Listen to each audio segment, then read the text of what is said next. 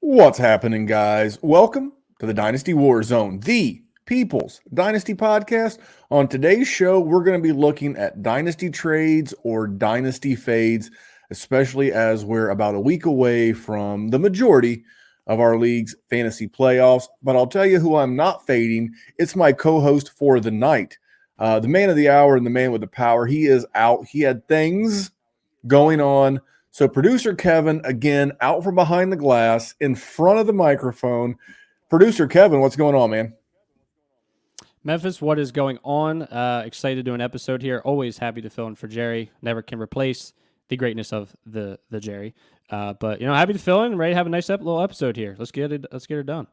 Is that like you put the Jerry in front of him, like the Jesus in the Big Lebowski, something like that? Yes, yeah, absolutely. Basically, the same thing there. It's a certain level of respect that you are showing Jerry and his tenure here on the Dynasty WarZone. And I'm going to give you and Jerry a chance to do a show together later in the month, the week of Christmas. I'll be on vacation with my family, so you and Big Jer can hold it down, and it'll be a good time. That'll be, I believe that's like semifinals week. That's like week. Right. It feels right. I don't think it's championship week. At least it wasn't last year. But anyway, enough about me and my vacations. Let's talk about YouTube. You could be watching this live on YouTube. And when you see the YouTube, it's edited by Kevin. He makes sure it gets uploaded. He makes sure that the artwork that's done by the amazing art team over at Player Profiler. That's not easy. That's it. Just Kevin doesn't do it all. Kevin does a lot. He doesn't do it all. He uploads the show. I upload the audio. So if you're listening on the audio form, we want to thank all of you, everybody who supports the show, whether you're a YouTuber, a podcast listener. All that I ask is that you subscribe. If you're just listening, you saw the topic, subscribe to Player Profiler, subscribe to Dynasty WarZone. Whether it's YouTube or podcast, it goes a long way toward helping the show. It is the freest way to help the show. Last bit of promotion, and that is The Juice. Now, The Juice is a podcast that I do here on the Player Profiler Network. It's Friday nights. It's a live stream. It involves gambling, player props, things of that nature, and that's Friday nights around 10 p.m. If you were subscribed, you would already know that. But if you're not, welcome to the show. Subscribe. We would love to have you. There you go, Kevin. In and out in 3 minutes. It's pretty good. That's really good. Pretty good. Right there. But you know who's pretty good at transitions and reads? My man, the Podfather. It has been 2 years since Josh Larkey paved the way for fantasy gamers to start expecting positive returns from pick'em games, specifically underdog pick'ems. And how do you do it? Well, you look at the slate and you find a great shootout or a sneaky shootout. You also look for a shit show game. 3, 4, 5, 6 guys in one game. That's right. You can do it. And you can 100x your payout on underdog. Think about week 1. Jets-Bills was a shit show. Did we see the Aaron Rodgers injury coming? No, but we knew the Jets have a good defense. We knew the Bills have a good defense. Why not expect the worst? And the worst is what we got. So if you had gone Dalvin Cook less than, Garrett Wilson less than, Aaron Rodgers less than, Josh Allen less than, Gabriel Davis less than, boom, boom, boom, boom, boom, boom, boom, you can go 6 for 6. Same thing in week 2. Week 2. Sneaky shootout there in Philadelphia. Minnesota's going to be in comeback mode, so we'll go Cousins, Jefferson, Hawkinson, more than, Madison, less than, but also Swift, more than. Boom, boom, boom, boom, boom, boom, boom, boom. That's how you do it with the underdog pick'ems, and you use promo code Underworld to get a 100% instant deposit match up to $100. You put in $100, underdog matches that deposit up to $100 with promo code Underworld. Go start picking. You know, the Podfather doesn't get credit in that spot if you're watching on YouTube for having great hair. Yeah. For a man of his age, our age, he's got great hair. I'll tell you, I wear the hat because that way my bald little dome doesn't get all scuffed up from the headphones. But the Podfather, talking about underdog, it's a great sponsor. Check those guys out. And, man, let's get into this thing. We have some good people we have some bad tweets, and this one's not horrible, but it was brought to my attention, and I've always said on this show that if you, the listener, you, the consumer, bring us your good people bad tweets, or you see a tweet that you think needs to be addressed, we're not going to let that go in vain. So this one was sent to me. I didn't write it down. The person who sent it to me is a Buffalo Bills fan. He wanted my 2 cents. I'm sure he wanted Jerry's as well, but we don't have it. But here it goes. The offending tweet, the offender in question, he's a good person. He wrote a bad tweet, and I'm assuming it's a he because his name's Rich. Rich-Dynasty Island at Dynasty Island. Mike Evans is a great player with a fantastic career and incredible consistency. However, he is not a Hall of Famer. Not in all caps, by the way. He's never been a top 3 wide receiver in the league at any point in his career. He is a first ballot Hall of Very Good, but shouldn't ever find a spot in Canton. Now, I did give you, normally Jerry doesn't look. Either A, because he likes to give you his honest reaction, or B, he's lazy and never reads the show sheet. It's one or the other. I have my lean, but I'm going to throw this to you. I know you've seen the show sheet, so you've probably read some of my rebuttals here. But what are your thoughts when Rich at Dynasty Island says Mike Evans is not a Hall of Famer? Well, I saw he finally hit another 1,000-yard season, which I believe he is the only player ever to have. How many seasons is it? I think it's 11. Seasons? No, it's more than that. He's been maybe this is 10. He's been in the league since 2014. 10. So he's the only person to ever have 1,000 yards for 10 years in a row. Is it to start a career? I know it's something absurd. He's literally the only player to ever do it, which first off, that is something. We have had so many great receivers in football forever. To his point, yes, he's a great player. He is a Hall of Famer. If you're doing numbers like this, he absolutely is. To me, it's a no-brainer. I do not agree with this at all. I mean, looking at his stat sheet for his entire career, outrageous. Like, I can't say I've stared at it too much, but I mean, these numbers are just full. Like, you normally see sometimes where it's like, oh, here's a bad season here, here's a bad season here. I mean, just looking at it, he has 5 seasons with double-digit touchdowns, 1,000+ yards in every single season. His lowest reception total ever was 67. He's been in the 70s. He's been in the 90s. This dude is nothing but absolute production, and not even to get into the quarterbacks that he has had to play with over his career. Other than Tom Brady, who you could argue was borderline kind of washed up for his standards at that point, he has had horrific quarterback play. And to do all this with the quality of quarterbacks he has played with should put him in the Hall of Fame in itself. That's where I stand on this. I'll let you take it from here. But when you're playing with Baker Mayfield and the other famous Jameis, I love famous. I don't want to talk bad about Jameis, honestly, but he is what's called the acronym GIANT. Jameis Winston is a global icon and a national treasure. Jameis Winston is a giant. Love him. Jameis is. No, so is Mike Evans. Now, I will say this. Like, if Mike Evans gets hit by a truck today and never plays another NFL snap, he will have ended his career with 11,437 yards. That in and of itself is good for 35th all time. Okay? 35th all time out of all the receivers that played. I could see where Dynasty Rich could say that.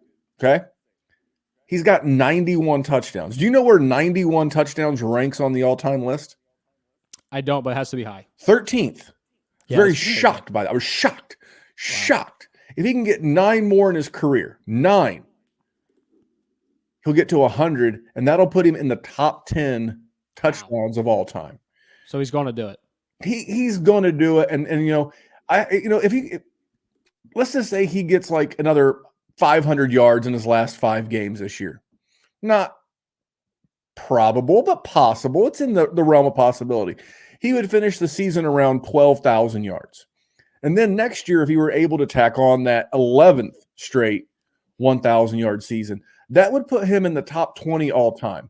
And if you're in the top 20 all time in both receptions and touchdowns, I find it hard to think that you wouldn't be in the Hall of Fame. And let me hit you with this. Right. Now, he has a very famous wide receiver draft classmate. No, not Odell Beckham, although they were both in the 2014 draft class. Have you heard of Devontae Adams? I have.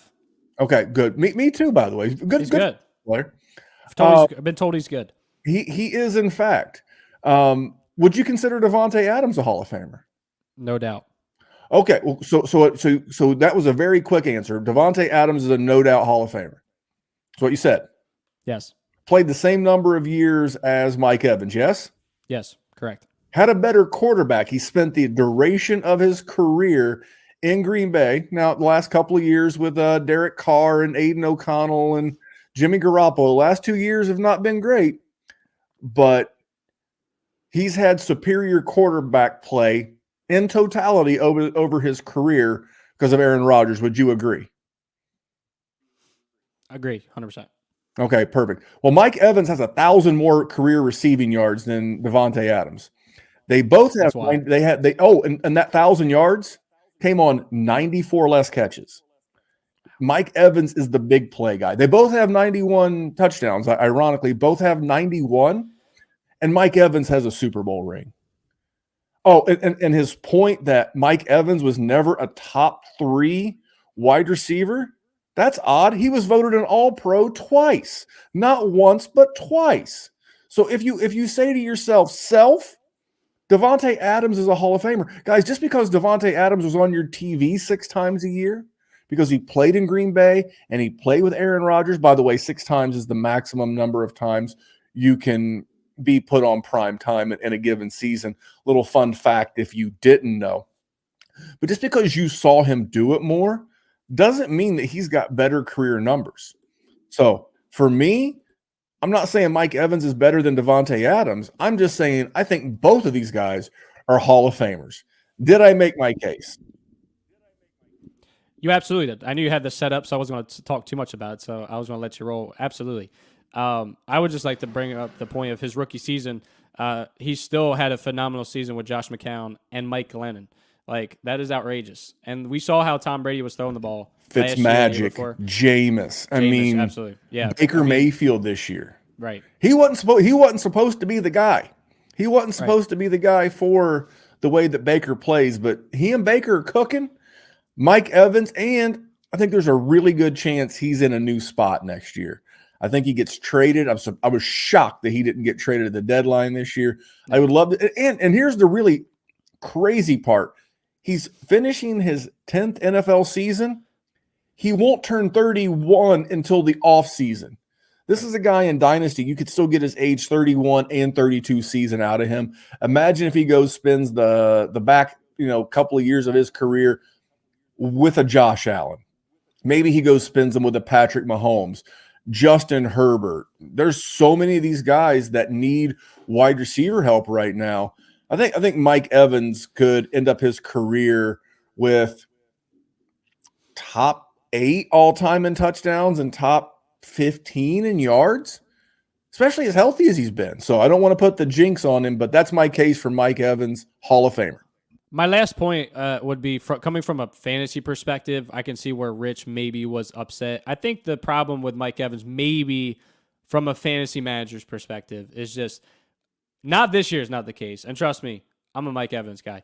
He hasn't been fully consistent where you're like, oh, I'm guaranteed to get these points. You're going to have those blow-up weeks in the past. So I think maybe that's where you can kind of see some slack on his side from the fantasy perspective spectrum. But let's be real, the real player, Mike Evans, is absolutely unbelievable. Did he say fantasy Hall of Fame? No, he said he is a first this is a quote. He is a first ballot Hall of Very Good, but shouldn't ever find a spot in Canton. They don't put fantasy players in Canton. They put football players. Oh, he's wrong. In Canton. So he is dead wrong. So you know what? Based on that, I was going to give him a pass. I was going to give him like federal prison But Okay. I'm going with Dana White's this one. You know how fucking stupid you have to be to even think something like that, let alone say it publicly and act like you're fucking serious. Yeah, he was going to get this one. Federal prison. Federal fucking prison. If you're that fucking stupid and somebody else wants to do it, knock yourself out. There's not enough money in it. You know, I don't know if that one's better or not, but Dana White always gets the final say on good people, bad tweets. There you go. Let's jump into the trade targets, trades or fades. So I'm going to read you a name, and you're going to tell me, are you trading them or are you fading them? And, you know, and obviously, if you're trading them, you're probably a contender. You know, and we'll talk about it. Maybe you're not a contender. I don't know. But most leagues, the good leagues, this has been a hot, spirited debate this week, and we're not going to get into it. We've already covered it about trade deadlines in Dynasty. Yeah. One of our player profiler brethren said, give me one good reason why a Dynasty league shouldn't have a trade deadline. I'll tell you. I'm in an industry league, and I will not name the offender in this league, but you know him. And it was 3 seasons ago. So that would have been like the 20 season. He went all in a championship against me, like literally was trading for those last couple of games, just those points to win that. And that's fine. Burnt all of his picks, burnt all of his young potential upside players. He did beat me that year. I finished second. He won the ship, which is fine. But then what happened? He left the league. Oh, you know, I'm in too many leagues. Like, what are you doing? Why would you leave this league? It's a league of your peers. It's a dynasty industry league that spans 6 years, 7 years. I mean, this is like Rich Dodson of the dynasty nerds. That's how far back this goes. Like Rich is an OG.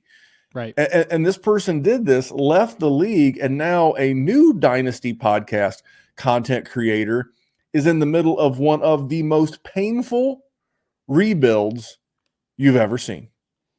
And he does not have his own first until next year. Like he would literally have the 101, but he doesn't have the 101 this year because that other GM traded it. So this person, like the rest of us, we're like paying the dues for this guy to come in here and run this league. We're paying for it, the other ones. Like whoever wins the league this year, probably going to be me, might not be me. It's going to be me. But we're getting $25 less or $50, whatever it is. I don't know what my buy-ins are. We're getting 25, 50, 100, whatever the buy-in is, less dollars. So this guy can play for free for 2 years. That's why you have a trade deadline.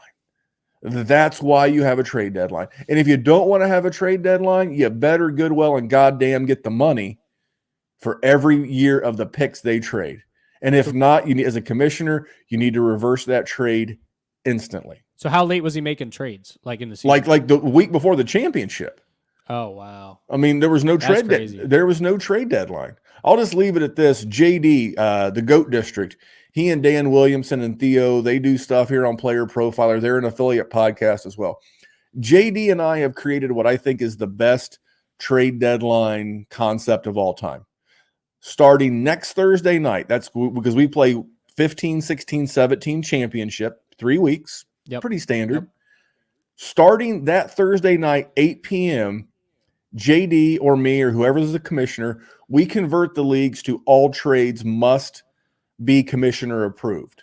The rest of the year, trades go through automatically right there on the spot. But in this case, for those 3 weeks, we set it to the commissioner must approve all trades, right? If it's a trade between two contenders, the trade does not go down until both of those people are eliminated from the bracket. If a trade goes down between two non-contenders, that trade can go down immediately. JD or myself or whoever will push it through. So we don't ever want to curtail action. But what we want to do is we want to curtail stupid. We don't want to have stupid burning a league down, and then you've literally got to pretty much pay somebody to try to tend to this thing for 2 or 3 years. And not only that, here's the other ugly side of that.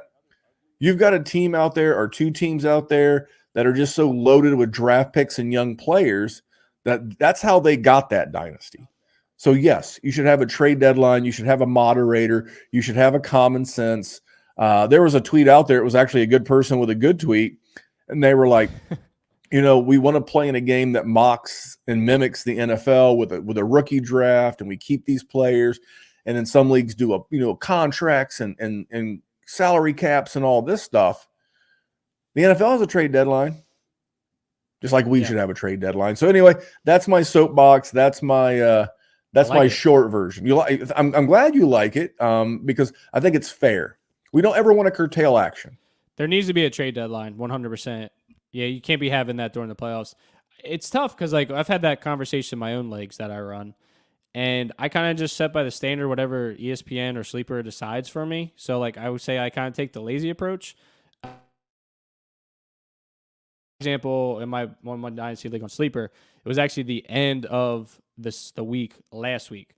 So I guess it probably should run through the regular season. Honestly, that's probably a smarter approach because there's tough decisions you have to make as a manager. Am I gonna have enough in case of injuries? But if you can trade up until the end of the season, it's it definitely bakes in some more.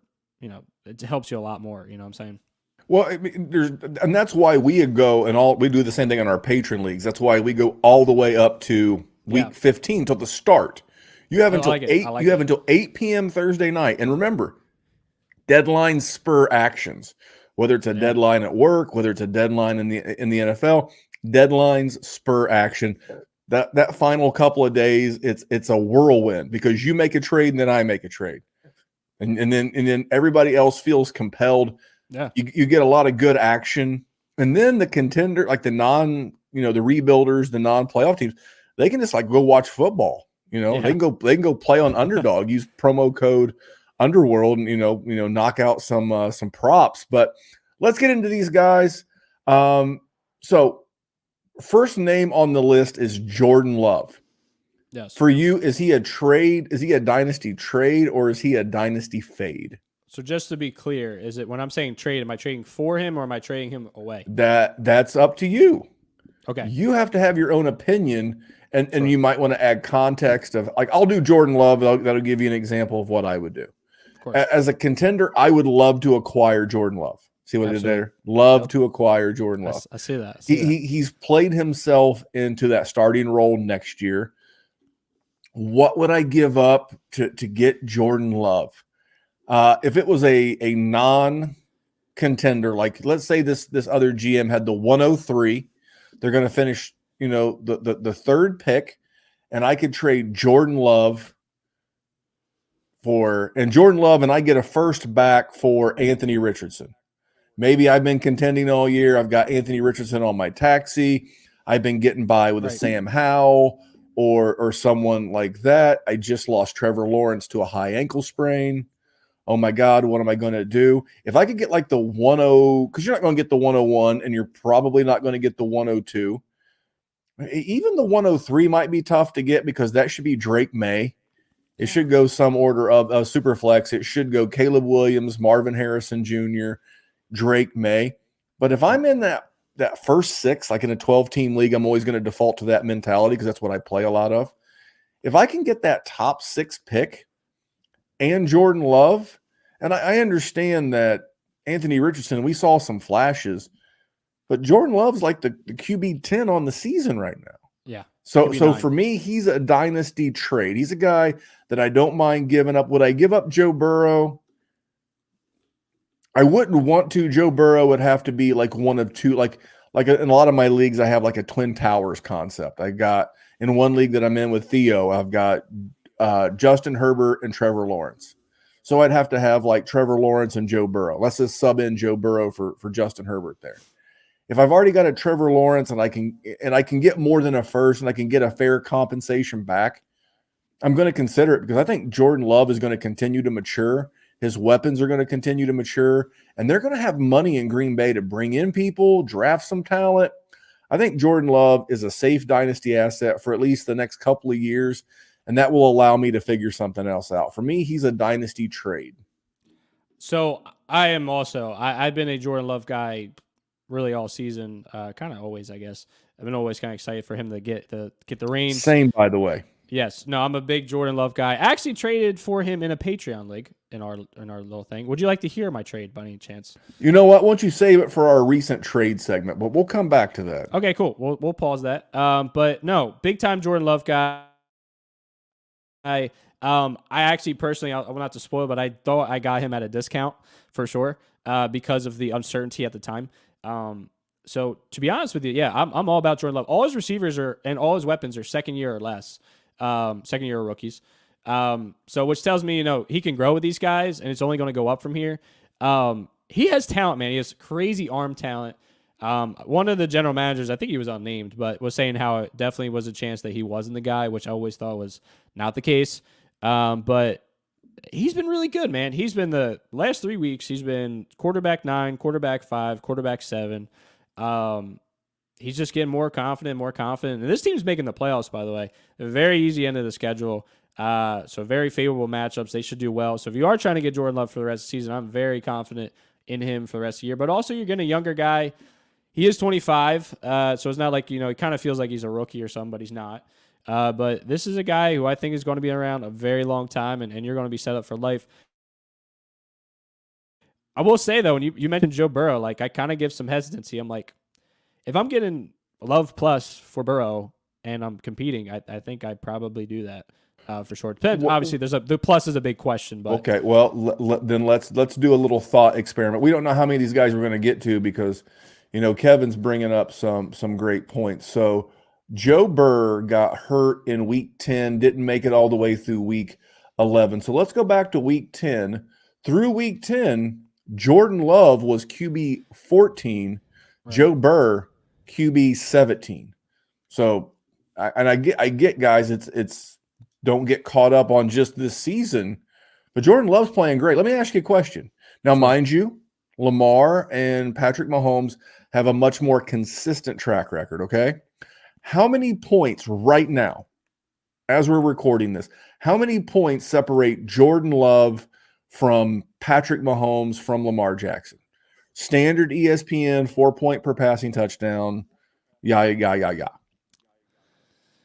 So like in a total points, so we have 4. He's probably averaging 5 more points a game, so say about 50. So it goes 70 points more. No, they're all three literally tied. The gap between the gap between the three of them right. is the gap between. I'm trying to do the math as I filibuster. Of course, it's like it's 44. It's 0.44. So Patrick Mahomes 222.18 points. Jordan Love 221.74. Lamar Jackson 222.12.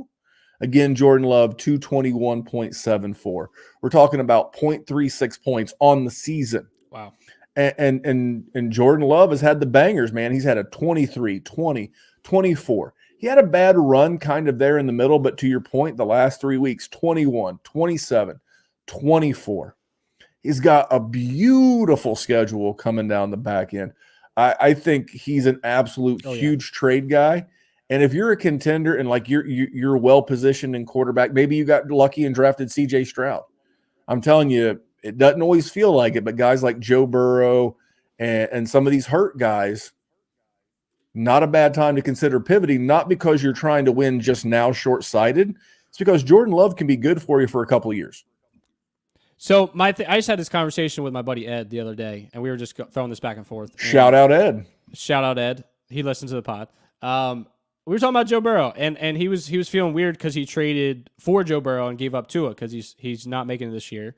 And he was like, I felt weird. He was like, I feel like I almost lost this trade. There was some more pluses in there and other stuff, but it was mostly quarterback for quarterback. And my gut's telling me, no, Joe Burrow is going to be fine. I think there was just negative vibes on this whole season, hurt from the start. I think that Joe is going to be fine. I think this is an outlier season.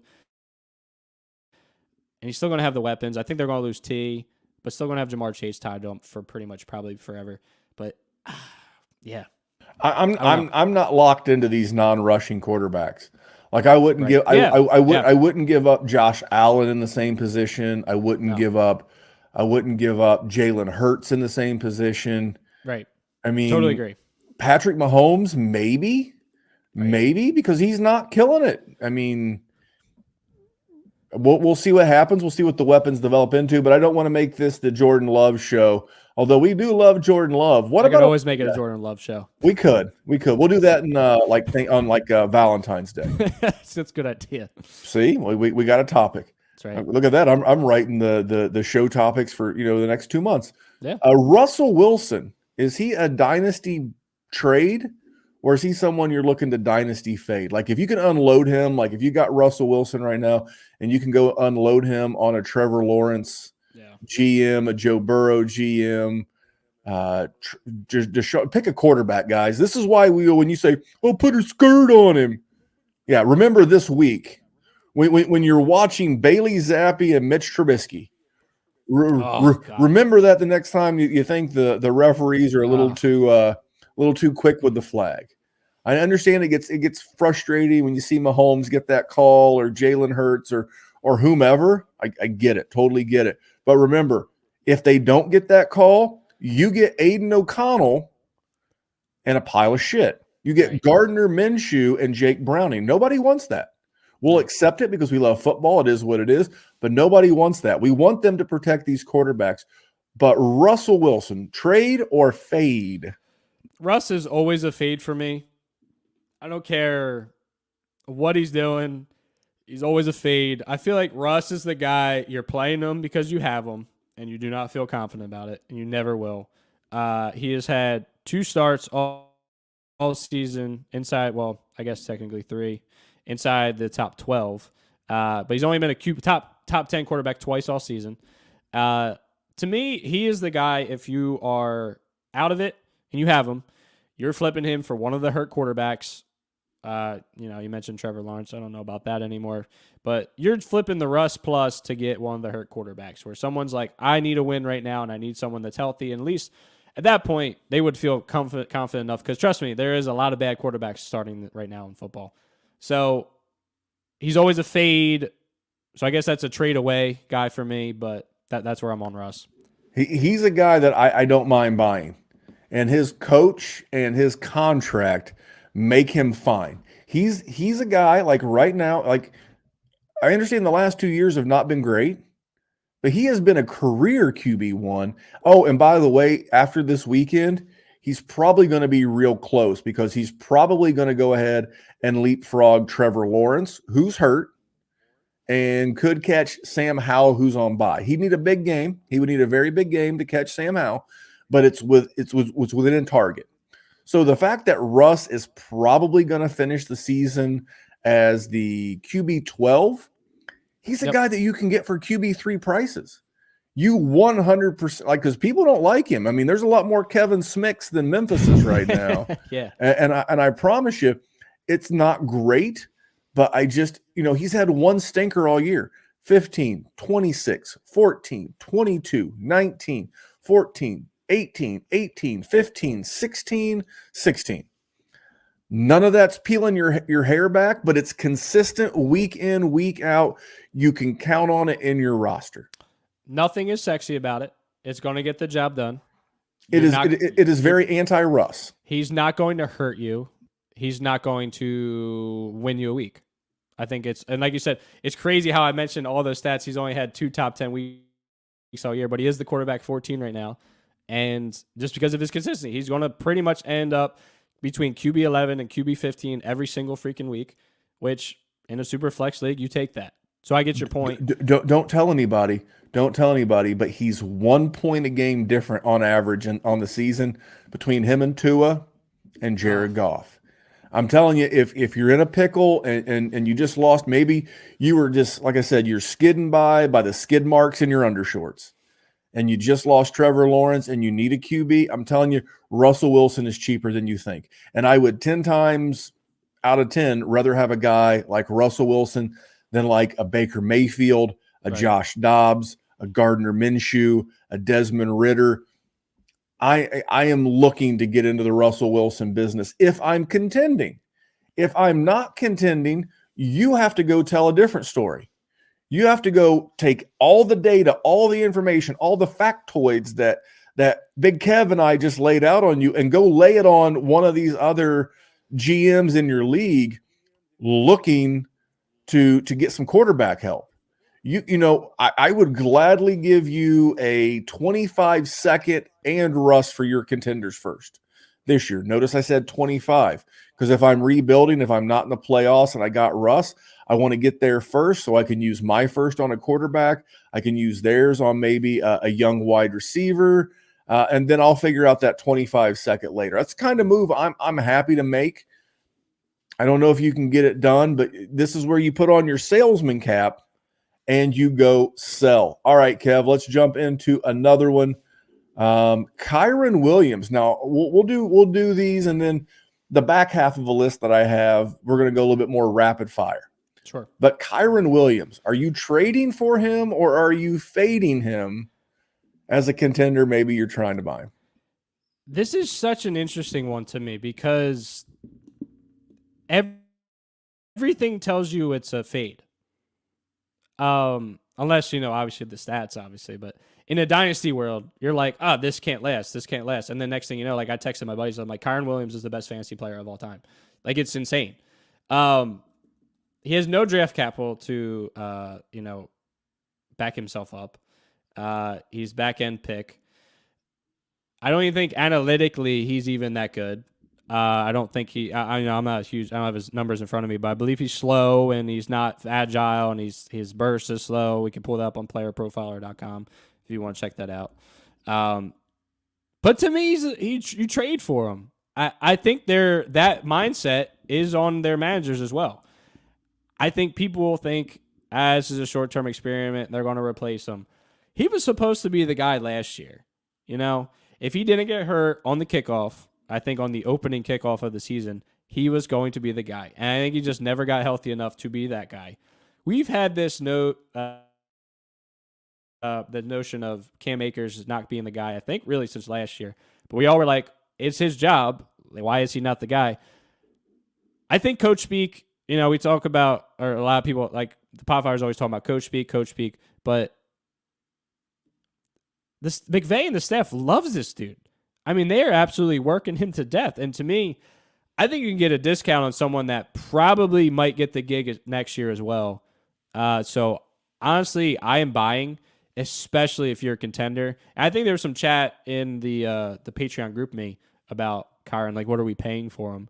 I think you could get like a deadlock RB1 the rest of the season for your playoff run for a back end second, early third, mid third, something like that. I don't think it's going to cost you much, and I just think the price on him is so much cheaper than it really should be, and I think there's some upside. He really still is the guy next year. I'll let you go from there. He was the 21st pick of the 5th round of the 2022 draft. He's a first round. So you know what? I had that exact same issue. So I'm in an IDP league. I was coming into the season thinking, hey, maybe I'll start my contending window. I literally lost Anthony Richardson, and then I lost Joe Burrow. I am not contending. So I've been making moves, but I had Kyren Williams on this roster. I traded him today in this league. Now, this is IDP. Outside of the IDP, it's pretty much the standard leagues that we play, right? Superflex, sure. Tight end premium. We start 10. I traded him, and I can't even pronounce the guy's name. He's one of the rotational defensive ends for the Colts, straight up for a 24 first that is currently the 107. Wow. I didn't want to do it because I agree with you. I was, and we'll get into this in the offseason as we start talking about, potential free agent homes and what teams are going to do with their salary cap money. The Rams, I looked while you were talking, they've got $46 million in salary cap. And I could see Sean McVay making a play for a guy right there in LA who's going to be a free agent, Austin Eckler. Just go DeAndre Swift. There's just so many free agent running backs hitting this year. There's going to be rookie running backs. There is every year. You mentioned the injuries. There's just, I didn't want to wind up with another James Robinson situation. I've also got I was just about to bring that up. I've also got Breece Hall and Najee Harris in this league and a couple other, fringe running backs. So I'm like, I've now got 5 firsts in this league, so I can clearly add a running back or, make some moves along the way. But he's like a tweener. I'm okay if you trade him and you get like that first, because the defensive end that I traded him for, hold on, his name is Samson Ebukam. I'm a Colts fan, and I'm not even sure of that pronunciation. But that's what I got for a first. That's currently the 107. Guy's in the playoffs, thinks he can make a run. God bless him. I wanted that first. I think it'll be no worse than the 110. I don't think he's getting to the final four or the final two. So I love the trade, but that's the kind of cash out I'm looking to get. 100%. I think that's nails it for sure. Like, if you're not getting more than that, I'm just going to hold, I think. So just to kind of cap what I was saying, he is the 31st percentile 40 dash. He ran a 4.65. He has a 10th percentile speed score, 21st percentile burst score. His agility score is 51st percentile, but there are some horrific analytics, which I kind of thought was the case. It's an easy guy to replace, and I'm so glad you brought up James Robinson, because my goodness, did I make bank on James Robinson. I think actually because the Podfather was telling me to trade him, honestly. And I did. I got top-end first-round picks for him. Like, I was like, oh, this dude was the RB3 in this rookie season, and blah, blah, blah. Next thing you know, boom, they draft Travis Etienne that same draft. So he's beyond replaceable, like we're saying. It's risky, but I think we paint a pretty clear picture where we gauge his value. So here's what we're going to do. We're going to take just one more quick break. We're going to hear from our friend, the Podfather, and then we'll get into some more of these guys. And I got a spoiler, not a spoiler. I got a cliffhanger for you right after this. Oh, I'm wearing Cody's hat in honor of Cody Carpentier. He has finished the rookie guide. It is a masterpiece. The best. Oh, hey, it's Mr. Breakout Finder coming at you. The Breakout Finder features 3 key tools. A database of metrics that include speed score, college dominator, breakout age, but also Breakout Finder only stats like dynamic score, level of competition, teammate score. All of these things are part of the overall Breakout Finder algorithm that pinpoints the probability that a player will break out. Everyone's talking about my model does this and my model does that. Well, we give you the data points that go into the model. We have a feature that lets you compare players, and then we give you the precise probability of every wide receiver, every running back, sorted and filterable by class year. So when I'm talking to my friends and I need to show them why I'm so bullish on player X, I pull out the Breakout Finder and bam, there he is. So go to the App Store, go to Google Play. It's $5 to get the Breakout Finder, and then a couple extra bucks to get some of these additional enhanced stats. Go download it and thank me later. That is an amazing tool as we creep up on rookie season. Oh yeah. It's one of those tools that you have it there in your hand and you're between two guys. It's like the third round. Like, by the time the content gets, a hold of all these rookies, you'll have your first, second round, dialed in. But maybe you have a choice between two guys. Maybe you throw them in the Breakout Finder. I don't know that the Breakout Finder would have liked Kyren Williams because he ran a 4.65. Yeah. Not. By the way, funny stats. If you're watching live on YouTube, I'll move. You can see that I have the man, the myth, the legend, Bo Jackson. He watches over every podcast. Bo knows. But we always talk about like the freakiest athletes of all time. Speaking of 4.65 40s, have you ever heard of Brock Lesnar? I have. Brock Lesnar. He won a Division I NCAA wrestling championship. He then went to pro wrestling.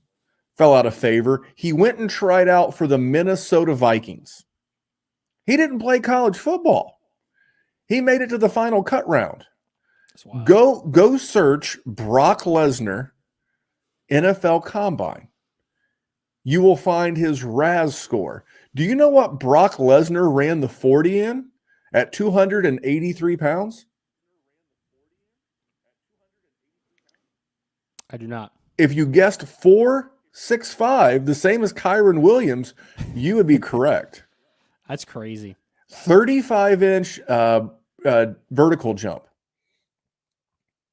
Standing still, like jumping forward, like, just like that straight broad jump, 10 feet. I'm telling you, it's a fun thing.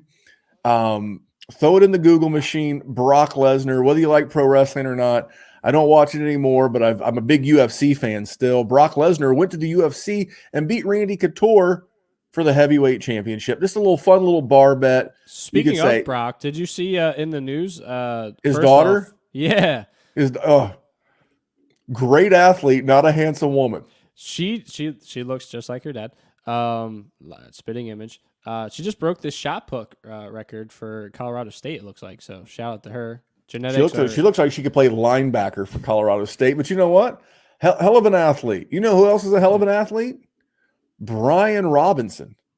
If you want to win a bar bet, you can also say Bijan Robinson isn't even the highest fantasy point scoring B Robinson in this year's fantasy points, because there's a guy higher than him. His name's Brian Robinson of the Washington Commandos. Might be a good week to look into him.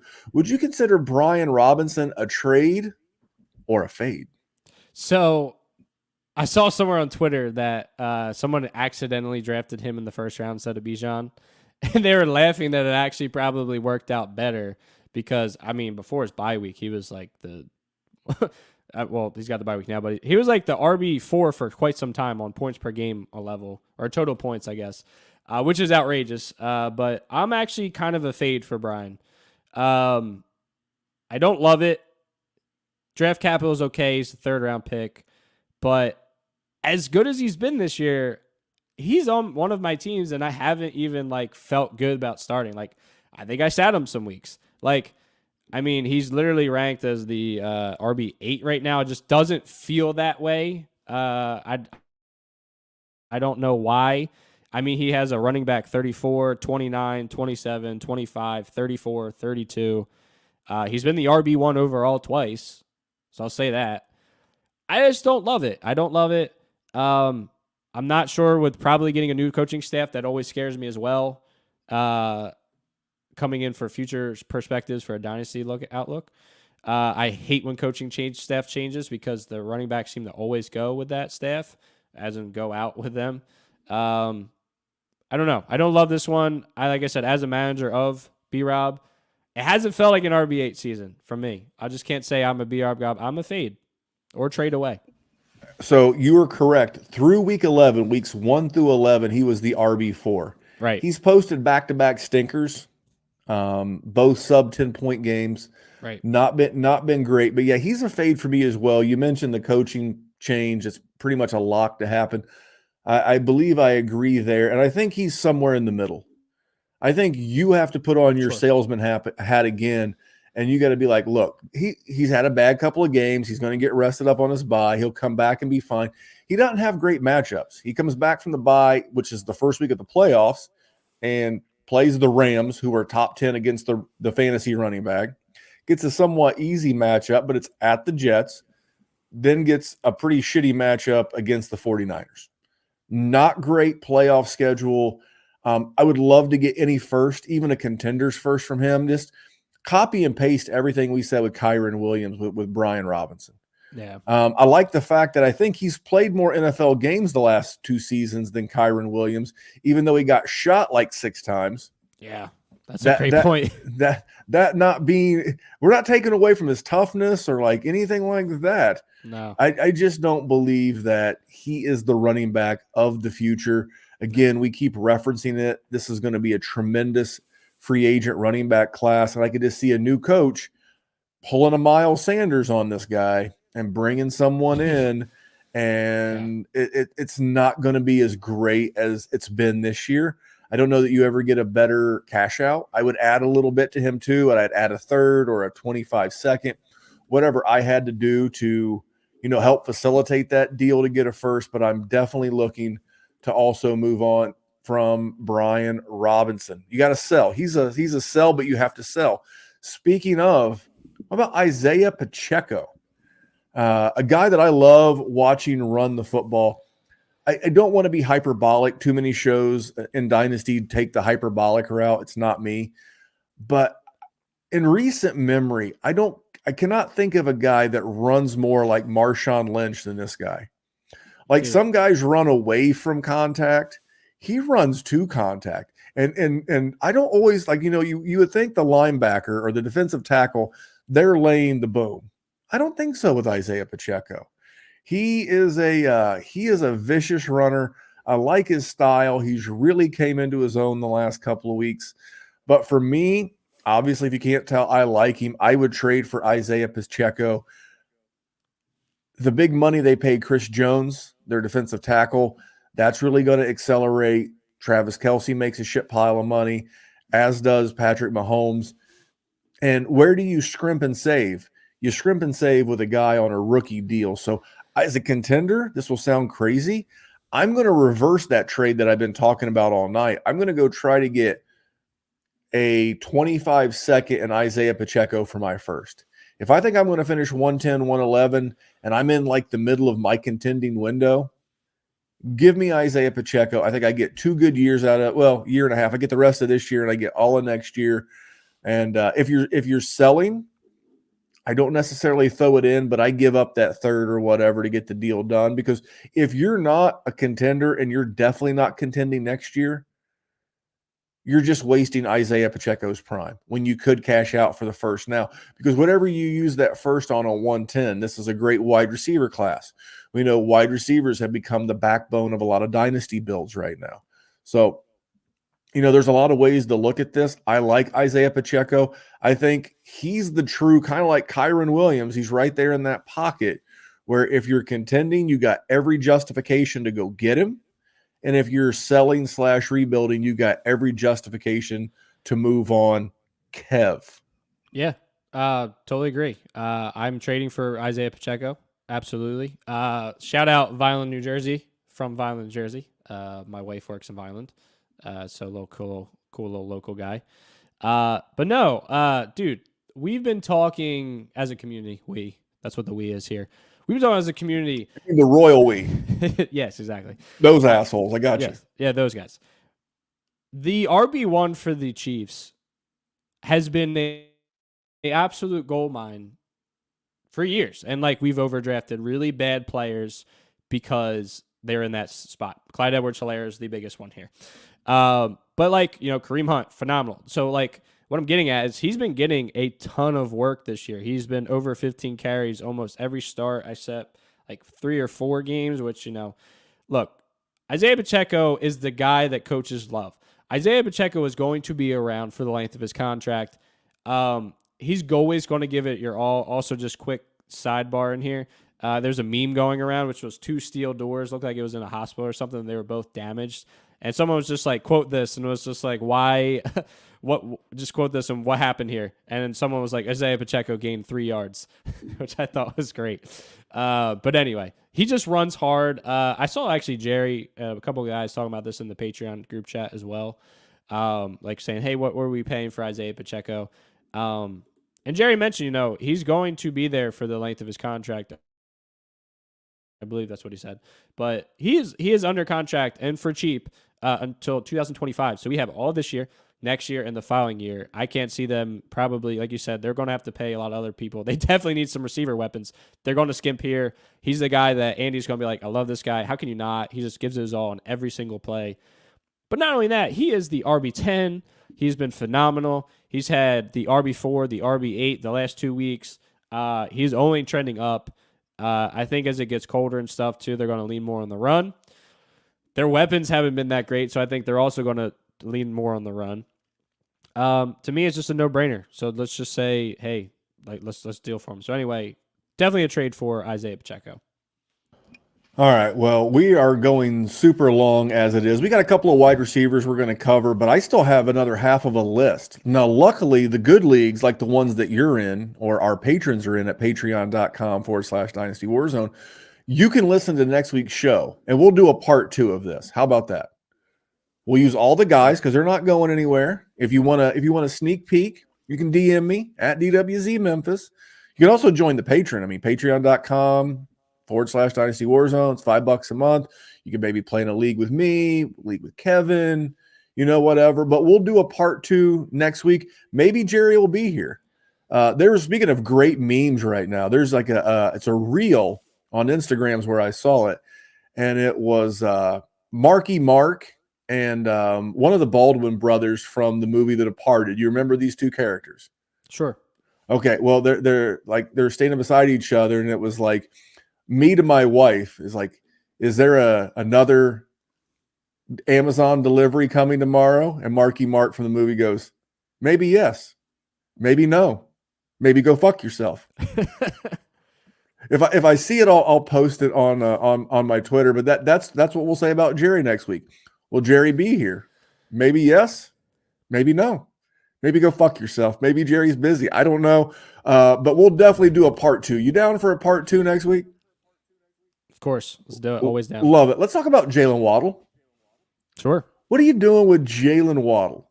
Because I'm telling you that on a contender, I'm selling. Okay. And as a rebuilder, I'm not falling for the banana in the tailpipe that is Jalen Waddle. Tyreek Hill's not going anywhere. He's a fade for me. I am not falling for it. Now, if they want to come and give me, Jalen Waddle for Cortland Sutton and a little something on the side, okay, we can talk there. I'm not giving you DK Metcalf right now for Jalen Waddle. I'm not giving you Chris Olave. Now, these are guys behind Jalen Waddle in the Dynasty rankings. If you go to any Dynasty service, Player Profiler, the Nerds, DLF, whoever, I don't really care. You're going to see Jalen Waddle ahead of guys like Brandon Ayuk, Devonta Smith, Nico Collins, DJ Moore, Mike Evans. More on that sumbitch here in just a couple of minutes. But you see my thing. And I am not, with the exception of the older guys like Mike Evans, Devontae Adams, if I'm a non-contender and I can give a contender Devontae Adams straight up for Jalen Waddle, I think it's fair. I think it helps both of us. But sure. I am not going out of my way to go get Jalen Waddle contending or rebuilding. It's not maybe yes, maybe no. It's definitely no. I don't have any interest. I think you're seeing a bit of a paradigm shift in Miami. Miami's not winning right now because of the offense. Now, that's not stopping Tyreek Hill, and that's not stopping Devon Achane or the running back of the moment in Miami, whoever that happens to be at any particular moment. But I just don't see Jalen Waddle all of a sudden just becoming a top 15 wide receiver again, at least not in points. He can be that way in dynasty rankings. He's almost starting to get that T. Higgins stench on him, and you know how I feel about T. Higgins. So That's my thought on Jalen Waddle. But what are yours? I hate to say it. I totally agree. It's so hard because as a dynasty guy, you're like, Jalen Waddle's crazy talented, and he's young. You want him. You're just like, I need to have these guys. You're not wrong. He is crazy talented. Yes. And I think there's this part of the dynasty community that overhypes this type of person, this type of player. And my issue, and I was, once again, shout out Ed, I was kind of talking to him about this. There's just this, there's these wide receiver twos we kind of talking about before the season, Devontae Smith, T. Higgins, Jalen Waddle. They're still the wide receiver two on their team. They're on high-power offenses. Yes. Go ahead. You look like you want to say something. You can't be ranked ahead of guys for me. This is just me. This is just little old Memphis here in Indianapolis. But you can't be ranked ahead of guys like Brandon Ayuk. Right. You can't. And people will say, well, what about Debo? What about Debo? Who's got more points on the season? And you can even go on a points per game basis, however you want to chop it up. Ayuk's been the dude, and he missed a game too. Right. I just don't get it because I'm me, but you're never going to convince me these guys that are the wide receiver on their own team. Right. Forget a wide receiver two, like wide receivers 13 through 24 on the season. That's a wide receiver two as well. Forget that. He's the wide receiver two on his own team. So give me the Chris Olave, who's the wide receiver one on his team. Give me the Jordan Addison plus. If I want to take a guy who's a wide receiver two on his own team, right, then give me the guy who I can get a draft pick or maybe an upside play, a Roshan Johnson type. I don't know. I just think all these guys, you said it very well, these guys that are wide receiver twos on their own team being overvalued, and a lot of it has to do with the quarterback they're attached to. There's just this world where he's a name, he's a top draft pick, he's young, he's on a high-powered offense, and it's just hard to get away from him, but points win freaking games, and there's just consistency will never be there with these guys, and that's why I pound the table against these guys. Devontae Smith's been very, very good the last 2 seasons. So you feel good about it, but you got to know that there's really not the huge boom games on a consistent basis. You might get 1 or 2 a season, but you're not going to get it like Tyreek Hill almost every freaking week. So that's where I stand on these guys. I just think like it's almost like the Dynasty bro teams, like where you're like, oh, I got Jalen Waddle, oh, I got T. Higgins. And like, yeah, you got a bunch of top 10 wide receivers in the Dynasty space, but it's also like these guys aren't producing all week, and you're not really thrilled with your team probably. So, yeah, I'll leave it at that. Yeah, I would go right now. Now, from a Dynasty's perspective, not and double this for a real football perspective. Right.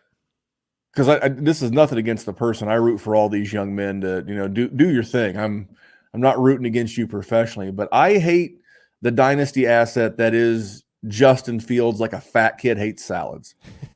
That's how much I dislike him. I would 100% ship someone Jalen Waddle for DJ Moore straight up. Now, would I angle for some plus? Sure, I would. But DJ Moore is not even 27. Age 27, as determined by our friends at Player Profiler, is the mega peak for a wide receiver. And even if Justin Fields comes back, I don't think he will. They can't be that dumb, but maybe they are. It's the Bears. They're the new Cleveland. But even if he sticks around, he's going to have a quarterback that hyper targets him. He's on pace for career highs in everything across the board, and he's entering his super prime and could be getting passes next year from Caleb Williams. Yeah. Go get DJ Moore. It feels like DJ Moore's been in the league for like 74 years. He's like this next guy, Mike Evans. Mike Evans has been in the league for 10 years. He's 30. He's 30. When you think of a 10-year veteran, you think like, 20, 32-ish, give or take. No.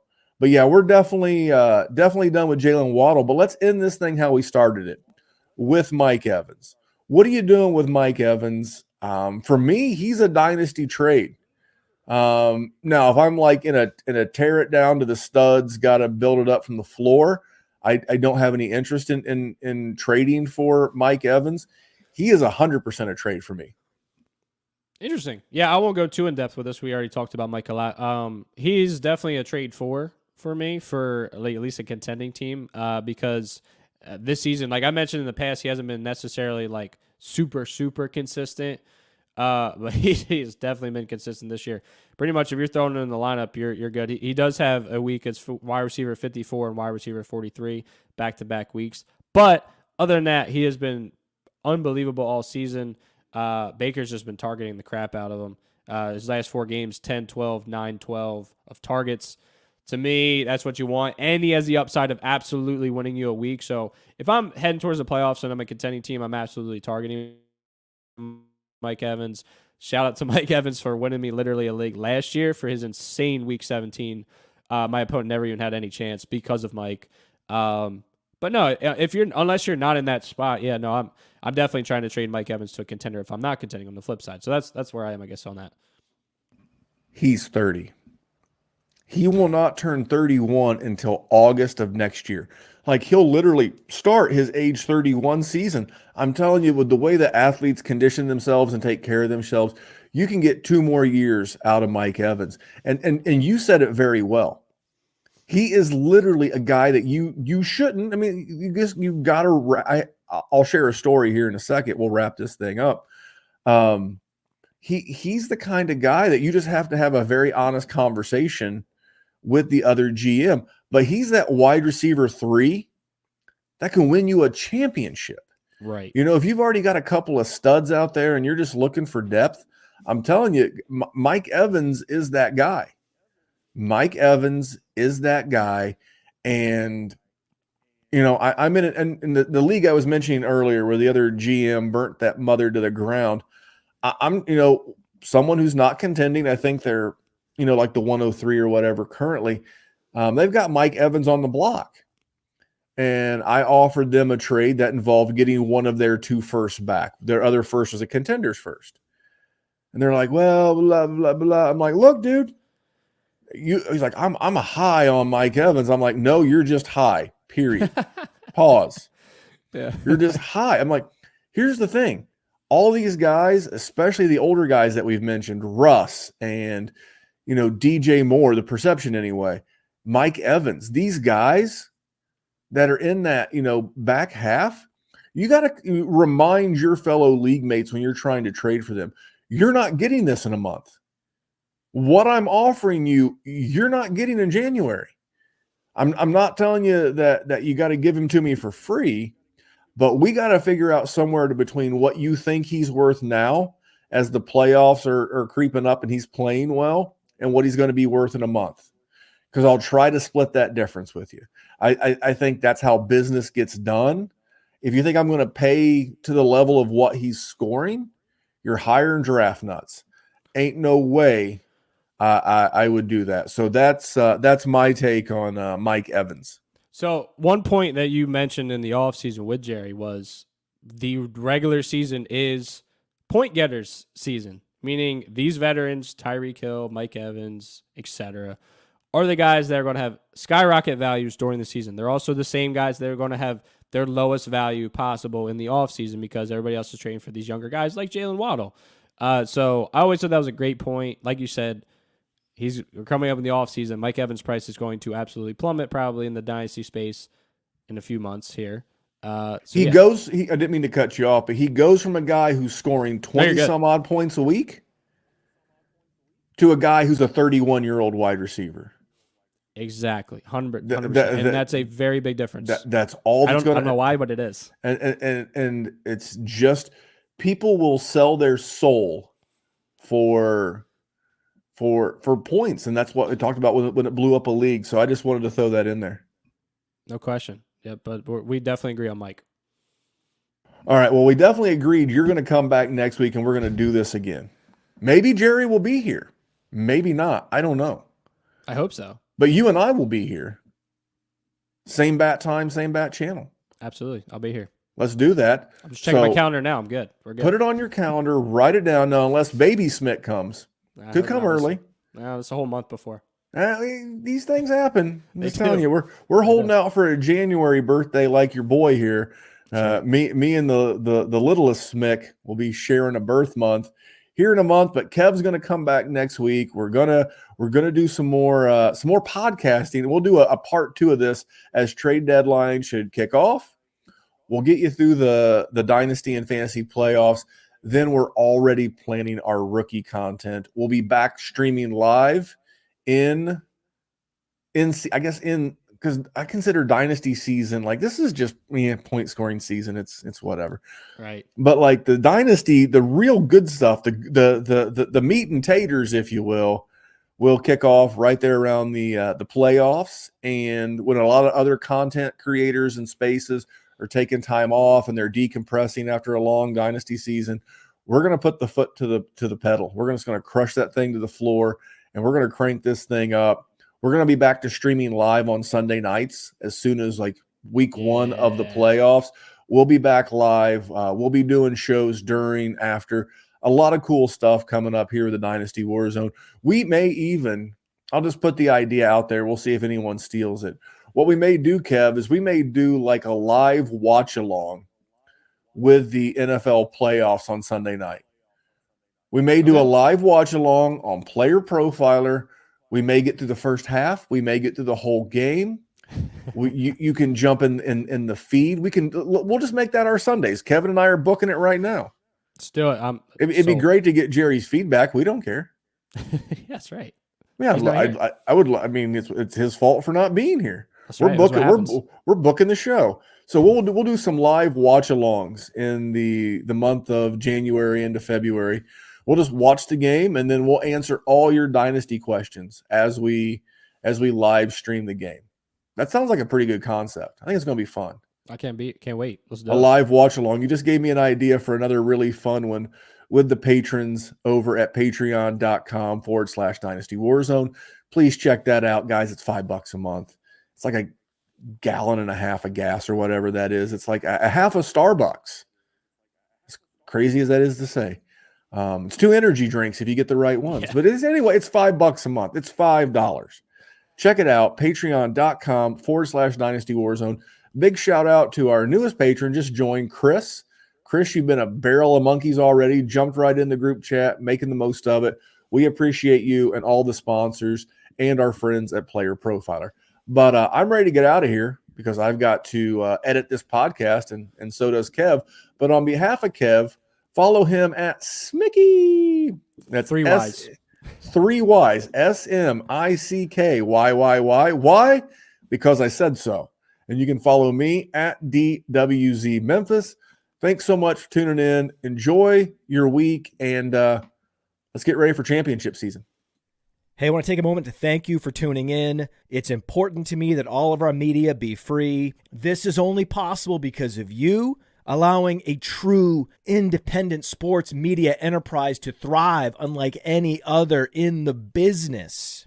So please subscribe to the All In Package to continue to make all of this possible, to ensure that all of our stats, information, data, content is available to you, especially you, the people that get the site and get the show.